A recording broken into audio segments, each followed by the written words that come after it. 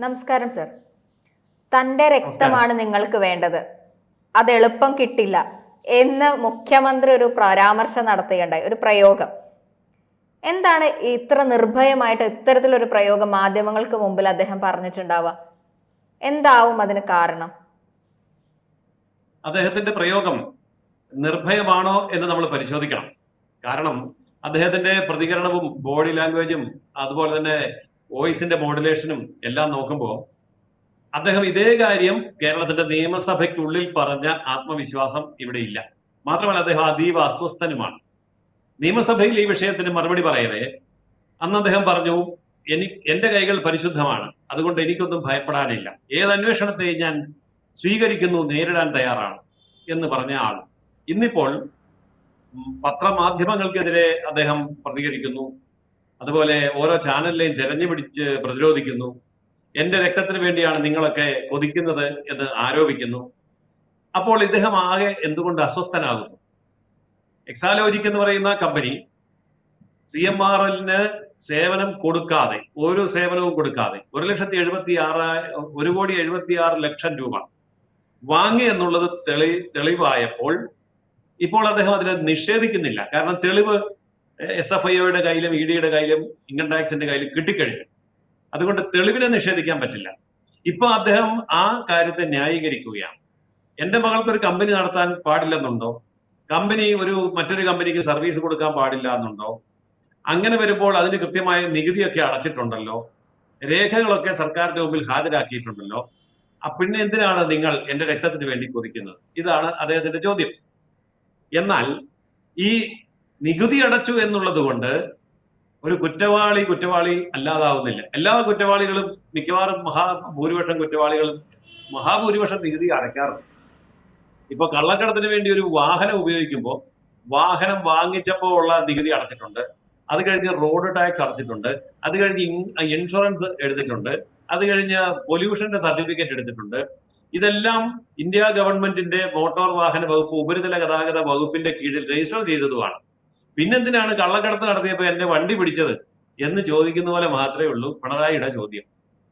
അപ്പോ നിയമവിരുദ്ധമായ ഒരു കാര്യം ചെയ്തു എന്നുള്ളത് ഇൻകം ടാക്സ് കൃത്യമായി കണ്ടെത്തി അതിന്റെ റിപ്പോർട്ട് കൊടുത്തതിന്റെ അടിസ്ഥാനത്തിൽ SFIOയും അതുപോലെ EDയും കേസെടുത്തു.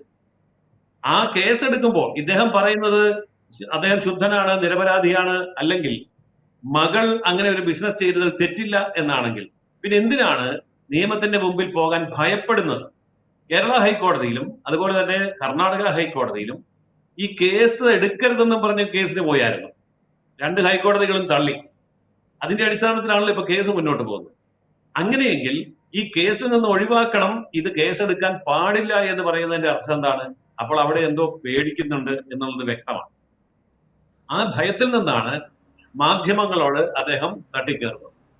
നിങ്ങൾ എന്റെ രക്തത്തിന് വേണ്ടി ദാഹിക്കുകയല്ലേ, അല്ലെങ്കിൽ നിങ്ങൾ അങ്ങനെയല്ലേ എഴുതുള്ളൂ, നിങ്ങളുടെ മുഖ്യ ഉദ്ദേശം എന്നെ ഇല്ലാതാക്കലല്ലേ എന്ന് പറഞ്ഞിട്ട് ഒരു സന്ദർഭത്തിൽ അദ്ദേഹം പറയുന്നുണ്ട്, എല്ലാ മാധ്യമങ്ങളും എന്ന് പറഞ്ഞിട്ട് അല്ലല്ല, ചില മാധ്യമങ്ങൾ ഒഴികെ എന്ന് തിരുത്തുന്നുണ്ട്.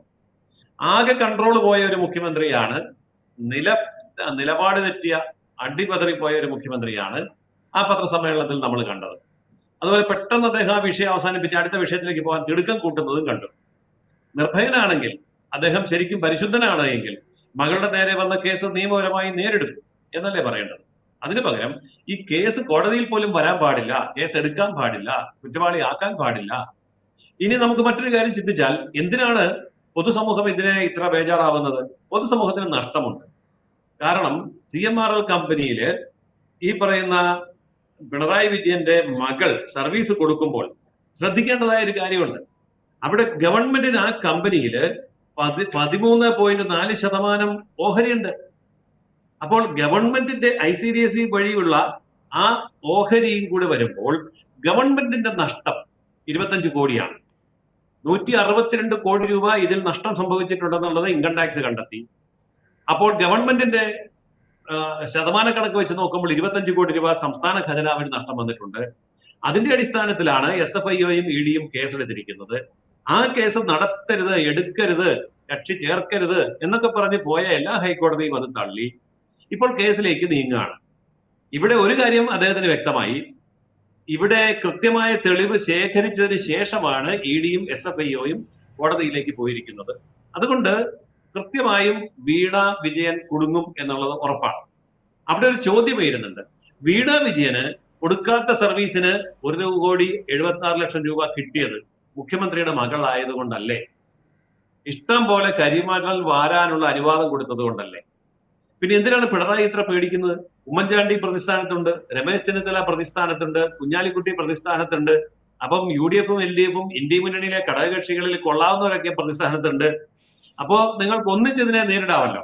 പക്ഷെ അദ്ദേഹം മകളുടെ കാര്യം മാത്രം എടുത്തു പറയുമ്പോൾ, മറ്റുള്ളവരുടെ പേര് പറയാതിരിക്കുമ്പോൾ, അദ്ദേഹത്തിന്റെ കുടുംബത്തിന് ഇതിന് കാര്യമായ പങ്കുണ്ട് എന്നുള്ള ഭയം മുഖ്യമന്ത്രിയെ പിടികൂടിയിരിക്കുന്നു. മാത്രമല്ല, ഇതൊക്കെ കാണുമ്പോൾ, ഇത്ര നിർഭയനായിട്ട് അദ്ദേഹം നിൽക്കുന്നത് കാണുമ്പോൾ എന്റെ ഓർമ്മയിൽ വരുന്നത് കേജ്രിവാളിനെയാണ്. കേജ്രിവാളിനെതിരെ ഈ പരാമർശമൊക്കെ ഉണ്ടായ സമയത്ത് അദ്ദേഹം ആദ്യം പറഞ്ഞു, എന്റെ കൈകൾ പരിശുദ്ധമാണ്, നിയമപരമായി നേരിടും എന്നൊക്കെ പറഞ്ഞ ആള് അവസാനം ജയിലിൽ കിടന്നപ്പോൾ പോലും മുഖ്യമന്ത്രി പദം കൈവിട്ടില്ല. കാരണം കൈവിട്ടാൽ അപകടമാണ്. കാരണം അത്രമാത്രം തെളിവുകൾ അവിടെ ഉണ്ട്. ഇത് തന്നെയല്ലേ ഇപ്പോൾ ഇവിടെയും സംഭവിച്ചുകൊണ്ടിരിക്കുന്നത് എന്ന് നമ്മൾ ചിന്തിക്കണം. ഈ സംഭവം തന്നെയാണ് പിണറായി വിജയന്റെ കാര്യത്തിലും ഇപ്പോൾ ആവർത്തിച്ചുകൊണ്ടിരിക്കുന്നത്. ആയിരിക്കാം സർ. ഒരു കാര്യം കൂടെ കൂട്ടിച്ചേർത്തോട്ടെ. ആ പറയുന്ന വാക്കിനൊപ്പം തന്നെ അദ്ദേഹം പറയുന്നുണ്ട് അത് എളുപ്പം കിട്ടില്ല എന്നുള്ളത്, കോടതിയിലല്ലേ നടക്കുന്നത് എന്നൊക്കെ. അതൊക്കെ ഒരു ധാർഷ്ട്യമാണോ അതല്ലെങ്കിൽ ആത്മധൈര്യമാണോ? എന്തായിരിക്കും? അത് എളുപ്പം കിട്ടില്ല എന്ന് പറയുന്നത് എളുപ്പം കിട്ടില്ല എന്ന് പറയുന്നതിനകത്ത് വലിയൊരു കാര്യമുണ്ട്. കാരണം ഈ കേസിൽ SFIO അന്വേഷിച്ചാലും ED അന്വേഷിച്ചാലും CBI അന്വേഷിച്ചാലും ഇൻകം ടാക്സ് അന്വേഷിച്ചാലും ഏത് കേന്ദ്ര ഏജൻസി അന്വേഷിച്ചാലും സംസ്ഥാന ഗവൺമെന്റിന്റെ കയ്യിലുള്ള പോലീസിന്റെയും സ്പെഷ്യൽ ബ്രാഞ്ചിന്റെയും അതുപോലെ ക്രൈം ബ്രാഞ്ചിന്റെയും ഇന്റലിജൻസ് ഡിപ്പാർട്ട്മെന്റിന്റെയും കൈവശമുള്ള തെളിവുകൾ കേന്ദ്ര ഗവൺമെന്റ് ഏജൻസിക്ക് കൈമാറിയാലല്ലേ നിങ്ങൾക്ക് ഈ തെളിവ് കിട്ടൂ. അത് ഞാൻ കൈമാറുന്നില്ല. കാരണം വകുപ്പിന്റെ കയ്യിലാണ്, പോലീസ് പിണറായിയുടെ കയ്യിലാണ്, ഇന്റലിജൻസ് പിണറായിയുടെ കയ്യിലാണ്, ക്രൈംബ്രാഞ്ച് പിണറായിയുടെ കയ്യിലാണ്. അപ്പോൾ എന്റെ കയ്യിലിരിക്കുന്ന തെളിവ് കേന്ദ്രത്തിന് തന്നാലല്ലേ നിങ്ങൾ എന്നെ പിടിക്കാൻ പോകുന്നുള്ളൂ, ഞാൻ തരില്ല. അതാണ് അദ്ദേഹം പറയുന്നത് അത്ര എളുപ്പം കിട്ടില്ല എന്ന്. ഇതിന്റെ 10 ഇരട്ടി ആത്മവിശ്വാസം പ്രകടിപ്പിച്ച കേജ്രിവാളാണ് ഇപ്പൊ ജയിലിൽ കിടക്കുന്നത് എന്നുള്ളത് മാത്രമാണ് അതിന് എനിക്ക് പറയാനുള്ള മറുപടി. അത് ശരി. ഇരട്ടച്ചങ്കൻ ഇരട്ടത്താപ്പ് കാണിക്കായിരിക്കും അല്ലേ സാർ? തീർച്ചയായിട്ടും ഇരട്ടച്ചങ്കന്റെ ഇരട്ടത്താപ്പാണ് ഇപ്പോൾ നമ്മൾ കണ്ടുകൊണ്ടിരിക്കുന്നത്. Thank you sir. കൂടുതൽ വാർത്തകളും വിശേഷങ്ങളും നിങ്ങളിലേക്ക് എത്താൻ ABC മലയാളം സബ്സ്ക്രൈബ് ചെയ്യുക, ബെൽ ബട്ടണും അമർത്തുക.